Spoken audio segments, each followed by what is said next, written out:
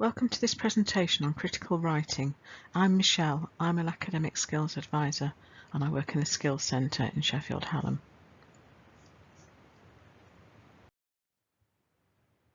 So this is about what is critical thinking.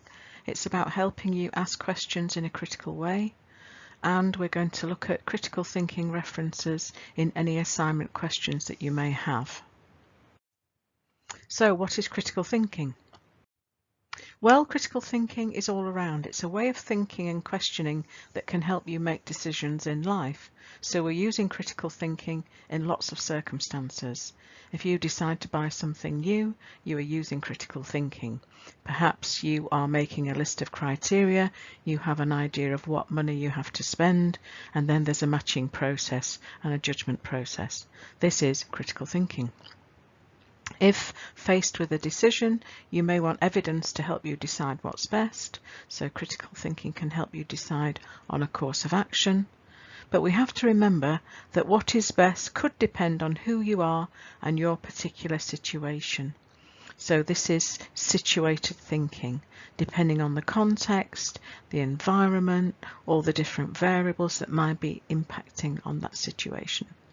The important thing to remember is that in an academic context, critical thinking and critical writing is about spelling out your reasoning for your argument and your conclusion. So this is about being really explicit in the thinking that's led you to define an argument.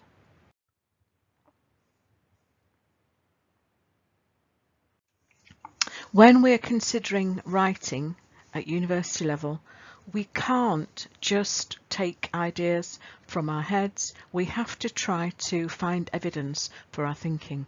And the way that you do that, as you probably know, is that you need to read articles, journals, because this is where most of the research is taking place. Here are where you'll find new ideas, debates, contested ideas that need to be taken into account and to be included in your writing. So when you're reading articles and choosing evidence, we need you to look at information that was probably published within the last 3 to 5 years. You need to make judgments about the credibility of the author. Are they affiliated to a university? Do they have a research track record? Are they part of a research team on a particular project? All of that could be important, and you might find that information in the abstract or within the background to the article. It's very important when you choose articles on the Library Gateway that you select peer-reviewed. This means that any articles that have been published have been expertly approved and edited and commented upon, and often articles are rejected and then they're revised and finally get published in a review, a periodical. So peer review is your quality kite mark, and that's something that you need to select on articles in the Library Gateway. Consider the type of study and the type of research, qualitative, quantitative, and can they make valid, reliable claims? And that depends on the type of research that you're looking at. And do you think that they've actually got a cohesive argument? Have they actually measured and assessed what they set out to measure in the aims and objectives of the research? You might need to consider things like funding, who's paid for the study, does that have an impact on the outcomes in any way? Is there any bias? Are there any hidden interests, any agendas? And also we can find bias that's writing from a theoretical stance, using a particular lens, which can also be not entirely objective. So these are all things to consider when you choose an article and your content. So asking questions in a critical way. We need to think when we're writing about claims to truth. What are claims to truth? This is an idea that originally came from logic, but it's very important to think about this in academic writing because claims to truth are statements or arguments that you're asking the reader to accept as truth. And often how we come upon new knowledge and devise new knowledge depends on what field you are studying in. So you need to also take that into account. So here we've got a claim to truth, global warming is a myth. And if we have any claims to truth, we can usually generate critical questions around that. So we might think to ourselves, although we might not be experts on global warming, okay, so what evidence do you have for global warming? We could look at the counter arguments. What evidence do we know about phenomena in the world that might argue that global warming is happening? We could look at sea levels rising. We could look at temperature levels rising. We could look at unexpected and unusual weather events, tsunami, heavy rainfall in areas, flooding. So all of these could be brought to bear upon our argument. And also think about when you are using claims to truth in your writing, is that referenced correctly? It's useful to have a framework when you're looking at articles and deciding exactly what would be a good source of information. And so use this CARS checklist. You can see that the CARS stands for credibility, accuracy, reasonableness and support. So we're looking for an objective tone, we're looking for completeness, we're looking for convincing evidence. And you can find more information on the Skills Centre website and lots of resources that can help you with your writing. So people often say, well, can I put my own view into critical writing? And yes, you can, but it needs to be synthesized from the evidence that you've read, so articles that you've read, and then you make up your own mind and assess, is that evidence sufficient? Is it fact or opinion?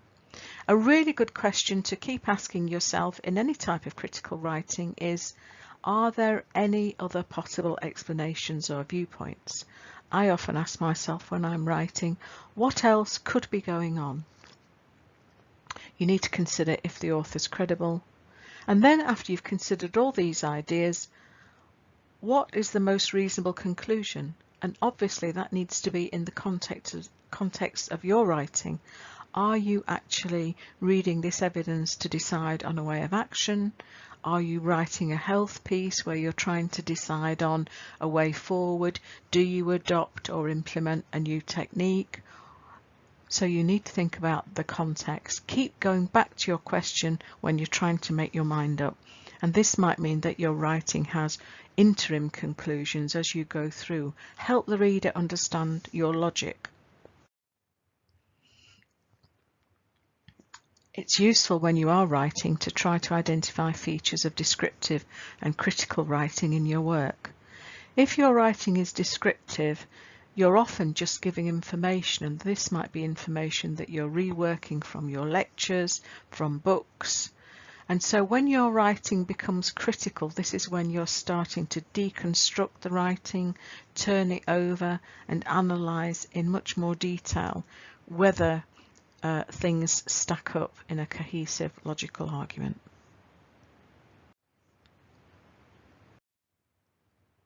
Here are some examples of descriptive and critical writing. So the black writing is what we would consider descriptive, just giving facts. The blue is critical. So if you read that example,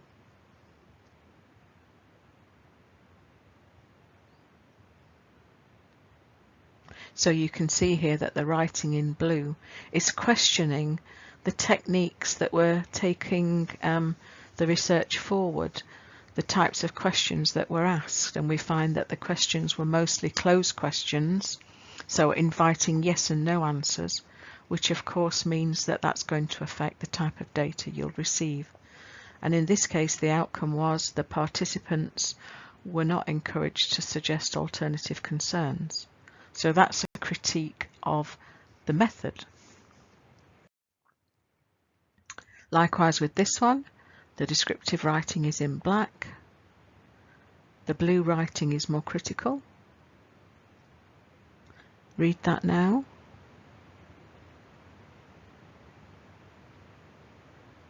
So what this is hinting at here, although it doesn't state it explicitly, is that other studies didn't replicate this finding.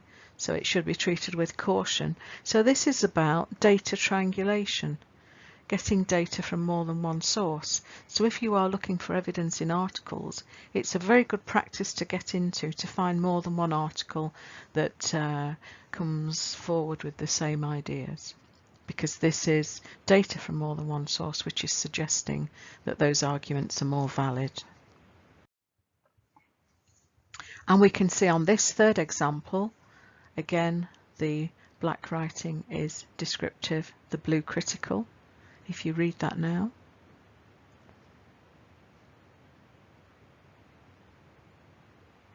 So you can see here that the use of a hypothetical question is very useful, because this is suggesting to the reader that there are other things that need to be considered. We've got a complex understanding being signalled here, not a simple understanding. So is it genetic predisposition or cultural factors, or both, that could have an impact on this particular population? So when you are looking at articles, when you're considering articles, think about the message, the content of the article, and you can comment on that, but also think about the method. What was the research method that the article used in order to derive that message, those findings? And so can you critique on a dual level? That would be a really useful habit to get into. And if we're thinking about writing critically, you can see here that we've got a cycle. So we've got description, what, when, who, where. When we come to analysis, we can think about why and how. An analysis is often when you're breaking down ideas and concepts into their constituent parts. But here's where we get critical. What if, so what next? This is what we would call evaluative thinking. And predictive thinking is also critical. What if you're thinking about maybe future scenarios, or perhaps bringing in other variables that might have an impact? And think about so what at the end of each paragraph. I often say to students, think of your pickiest tutor on your shoulder, and at the end of a paragraph say to yourself, so what? Have you pushed your argument as far as it can go? Have you spelt everything out really explicitly? Try and help your reader understand your logic rather than making the reader do the work. And what next? That also means, so what does this mean for the future? What does it mean for implementation? Remember, we're an applied university and we're always trying to apply our knowledge. So we're coming to the end of the presentation now, and so hopefully you will be able to identify references to critical thinking in your assignment briefs. You can see here you've got assignment questions. And so it's important to look at the verbs: critically analyse, discuss and assess, critically evaluate. And for more information, look at our website, the Skills Centre website, and there's more information there. Look at planning and structuring assignments, because there's information on how to actually analyse assignment questions in much more detail. It's very useful to do a mind map when you are tackling an assignment question. Get your ideas down. Try and make sure that you've analysed all the verbs and all the content and context of what you need to include and exclude in your assignment. If you do a mind map like this, it enables you to explore all the different themes, and it also means that you can then look at the logic and structure of your assignment. It can help you decide what approach to take, what would be logical to talk about first. It means that you can filter higher level concepts such as government policy down to local level if that's one way you want to go, or you could go on a themed basis. So it's a useful technique. Thanks for listening. Please check out our website, and here you can find lots of information on how you can access support. There are lots of free resources. You can download them or read them online, and you can still access one-to-one phone tutorials and webinars even though the university is shut during the COVID-19 outbreak. We wish you well and keep studying, keep trying. Thank you. Bye.